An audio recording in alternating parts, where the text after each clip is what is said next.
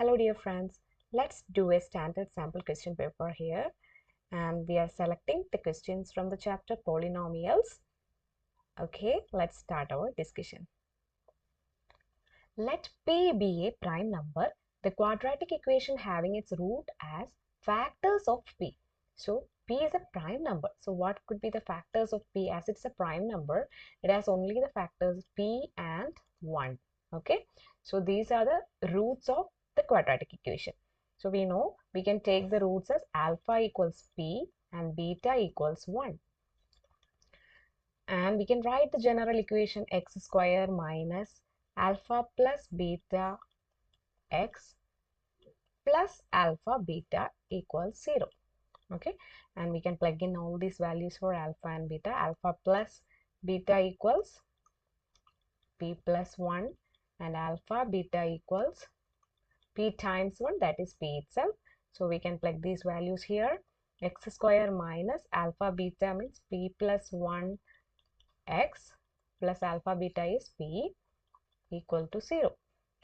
We can select the option B. Yeah. Next question. If alpha and beta are the zeros of a polynomial, f of x equals px square minus 2x plus 3p and alpha plus beta equals alpha beta, then p is. So we have this equation px square minus 2x plus 3p. This is our f of x. And when we are doing these calculations, we should ensure that this coefficient of x square should be positive 1. So just divide all the terms with p. So x square minus 2 by px plus 3. Okay, alpha plus beta equals 2 by p, right? And alpha beta equals this constant term 3. So in the question it is given alpha plus beta equals alpha beta. So 2 by p equals 3. So what is p? 2 by 3. Correct? Option B. If the zeros of the polynomial x square plus px plus q are double in the value to the zeros of the polynomial 2x square minus 5x minus 3, then find the values of p and q. First we can take this equation, polynomial equation 2x square minus 5x minus 3. So from this polynomial we can identify that we can change this to the coefficient of x square should be positive 1. So we can divide it all divided by 2, 5 by 2x minus 3 by 2.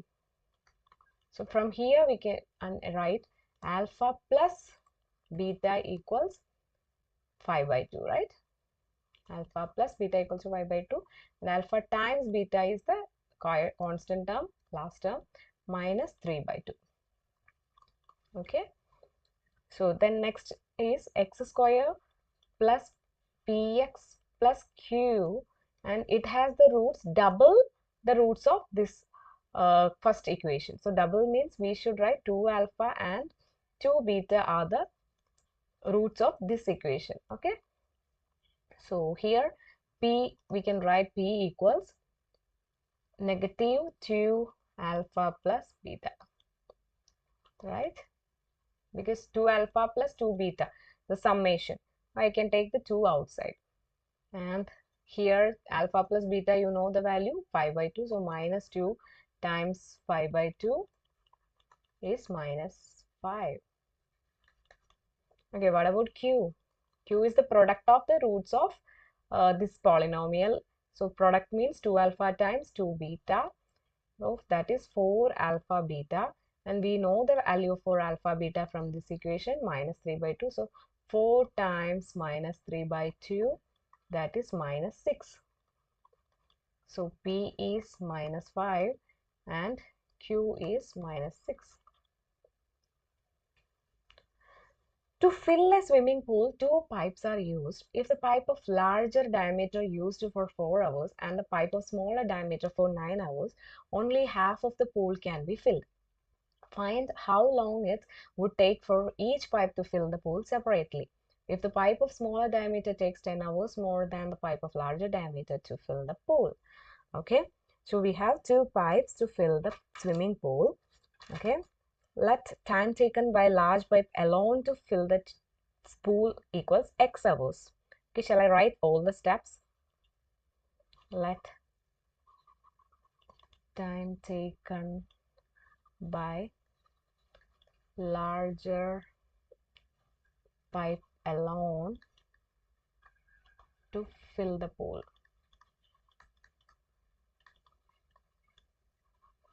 equals x hours. We don't know exactly the time, and therefore for the smaller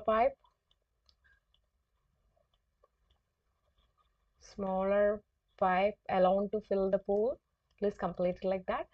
X plus 10 hours, right? 10 hours more than the larger pipe, so x plus 10 hours. And so let us assume that let us assume that the quantity of water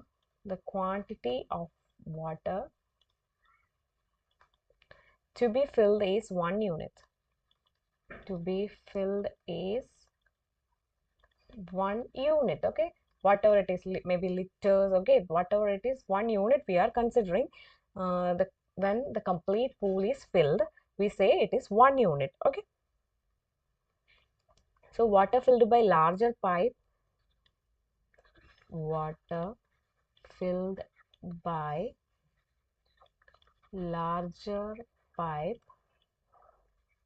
for 4 hours. So we should find it. For 1 unit, for filling 1 unit, it takes x hours, right? So for 1 hour, how many units? 1 divided by x unit. Is it correct? For 1 hour, it is 1 by x unit. So for 4 hours, just multiply. We can just multiply 4 times 1 by x unit. Okay, so here water filled by larger pipe for 4 hours, 4 divided by x hours. I'm sorry, units. Similarly, water filled by smaller pipe,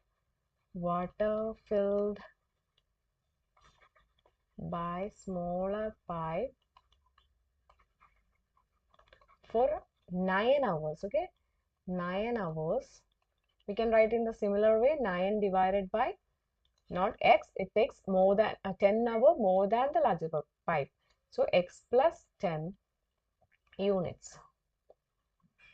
Okay, so and it is given that if we fill with the larger pipe in 4 hours, and for 9 hours it is using the smaller pipe, the total units are in the swimming pool is 4 by x plus 9 by x plus 10. It is not filling completely, right? If it fills completely, we can write 1, but it is only half unit is only in the pool after filling with the larger pipe for 4 hours and smaller pipe for 9 hours. Okay, so from this we can make the quadratic equation. I'm just cross multiplying 4x plus 40 plus 9x equals half times this product should be coming in RHS, x times x plus 10. So, and this 2 is coming here, multiplying everything with 2. 8x plus 80 plus 18x equals x square plus 10x.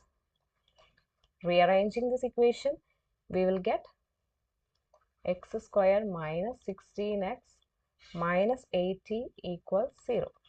So when two numbers are multiplying, we can get negative 80, and when they are adding, we are getting minus 16. So which are the numbers? Minus 20 and 4, right? Minus 20 times 4, minus 80. Minus 20 plus 4, minus 16. So we can take it like x minus 20 times x plus 4 equals 0. So what are the values for x?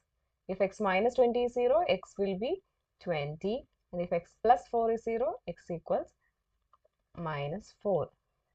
So we can't take minus 4 because we are measuring the time. Only 20 we can take because it is measuring the time. So we can write larger pipe would alone fill the pool, would alone fill the pool in 20 hours. And the smaller pipe alone will fill the pool in 20 plus 10, right? 30 hours. In a flight of 600 km, an aircraft was slowed down due to bad weather. Its average speed for the trip was reduced by 200 km per hour from its usual speed, and the time of the flight increased by 30 minutes. Find the scheduled duration of the flight. So let the usual speed of plane we can take as x kilometer per hour. Let the usual speed of plane be x kilometer per hour. Okay, so reduced speed of the plane, therefore reduced speed of the plane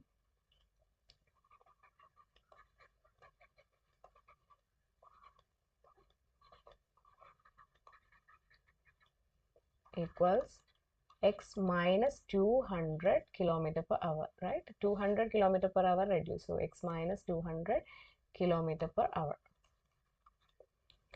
And we know the distance covered by the flight is 600 kilometer.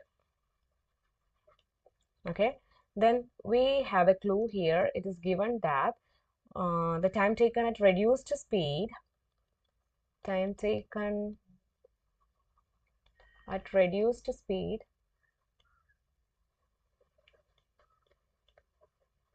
minus scheduled time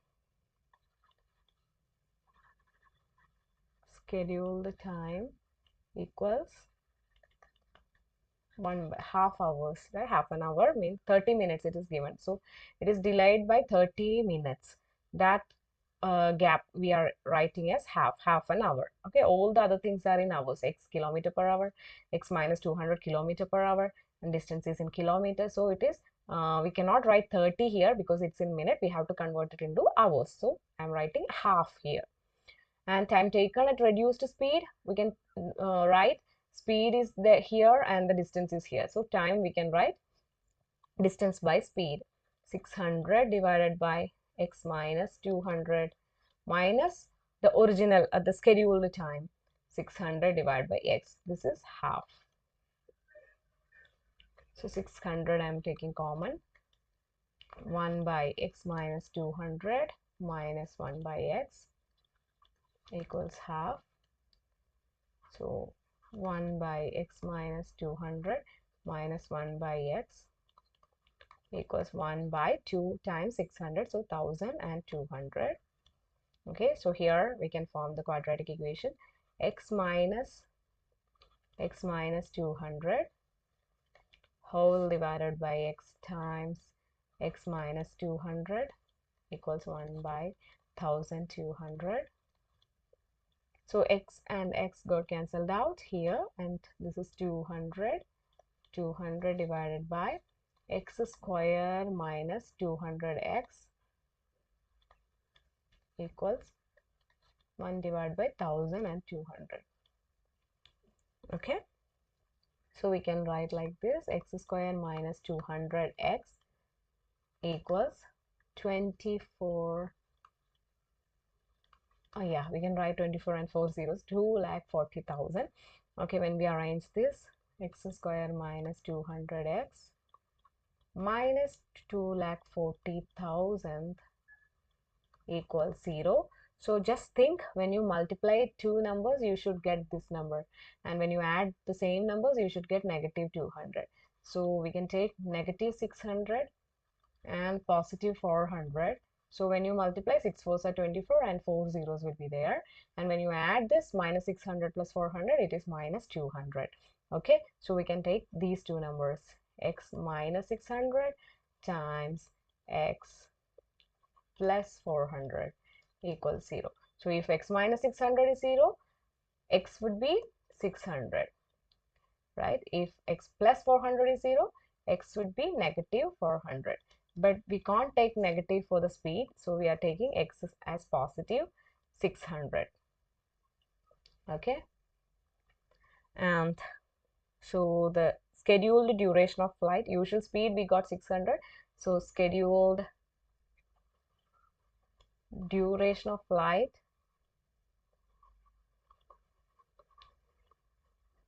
equals, we got the usual speed and we know the distance divided by speed, 600 divided by 600, we got 1 hour. So scheduled duration of flight is 1 hour. That's our answer. Thank you.